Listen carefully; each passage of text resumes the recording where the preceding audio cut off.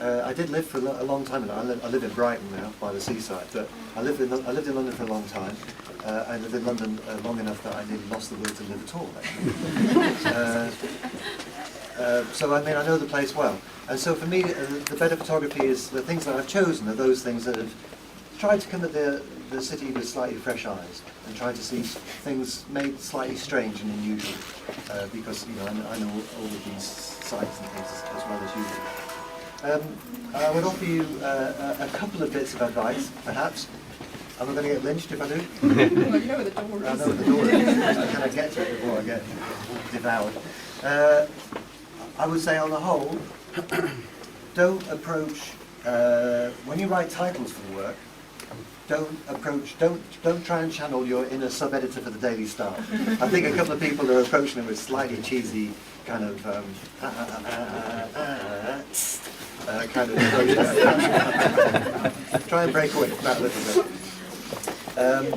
And then the only other thing I would say, and I say this to all the students that I do, and I do quite a lot of teaching these days, to classes and things, is that I think you should try, I would advise you, if the picture making doesn't make you uncomfortable in some way, then you're probably not making a good picture. And I would like all of you to kind of push yourselves into somewhere that's a little bit more, just something that makes you uncomfortable. Somehow that places you in a place, or talking about something that is slightly strange or different or unreal to you, or just somewhere outside of your comfort zone. And some of the photography is a little bit too casual and too easy. And I would rather you push yourself, ask yourself always, is this difficult for me to photograph, to talk about? If it is, you're probably in a good place to start making photographs. And that's something that I've always done in my career, is to try and, if I'm not in a place that makes life difficult, then hopefully someone has always beaten me, has probably beaten me to the punch anyway. So we do two best of breed, and then we do a best of show, do we? So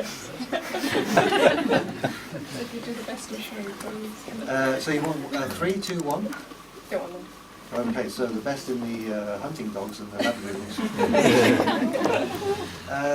One thing that appeals to me about this picture was that I like the choice that was made about the framing. And I know that framing is expensive, and that sometimes you have to go for ready-made frames. But say on the whole, the frame is pretty good, and I really like the freely suspended things with the fishing weights holding it down. Nice, simple, straightforward. But what I particularly liked, so number 3 for me is the psychedelic gas meters that are in the far corner with a turquoise background, because I particularly like it when technique and the thing that you want to say fits together very well. And the Perspex laminate over the top has just increased that slightly otherworldly, slightly LSD, slightly kind of twisted. It makes it look more plastic, and I think that's really nice when you get the two techniques together, and I think that was just a nice combination. It's a nice picture too, but it's just nudged ahead by the being buried underneath that plastic laminate, which I think works really well. It's made it seem extra otherworldly. Phone calls are coming in from the house. That's your mother. That's your mother offering you. So the second one, I thought that was the second best. Ah yes, is it's in the far wall, and it's 2 dancers behind a wall of a fountain. That is a really lovely picture. And I liked it because it's a lovely moment. The way they're dancing is really nicely caught, and that's quite hard as photographers to catch those kind of moments. It reminds me a little bit of Jack Vetriano. You know, those the lovers on the beach being served by butlers. So it's got a nice kind of sweep to it, and it also has a kind of sort of liquid mystery to it. I'm quite sure what it is. Your mama, really? So that was the second one that I chose. And then best in show, overall best in show, with these little, in fact, it's this one here in the corner. This